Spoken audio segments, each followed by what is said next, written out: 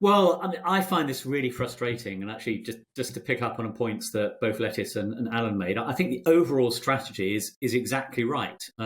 Three big things have happened. One is the energy price guarantee, which is easing at least some of the burden on households and businesses. I think without that, we would have been facing a very deep recession and much higher rates of inflation.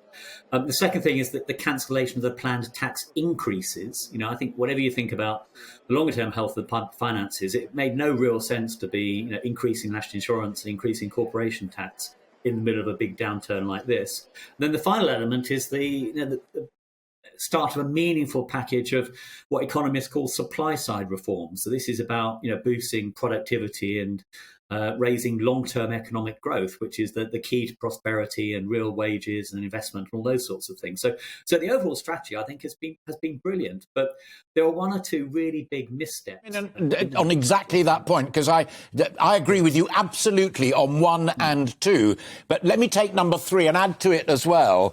That by not detailing yet those vital supply-side measures about planning, about energy generation and all the rest of it, at the same time as not publishing an OBR paper that says this is how the sums will work, it was Liz Truss and Kwasi Kwarteng who shot themselves jointly in the foot. It was there for the taking, and to use the vernacular, they screwed up.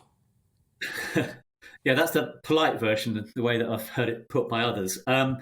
I think the key point here is if the budget had simply stuck to what we were expecting, namely the energy price guarantee details, the cancellation of the planned tax increases, and the broader agenda of supply-side reform, I think that would have landed reasonably well. Indeed, most economists, including those who are no fans of the government, have praised those elements of the package.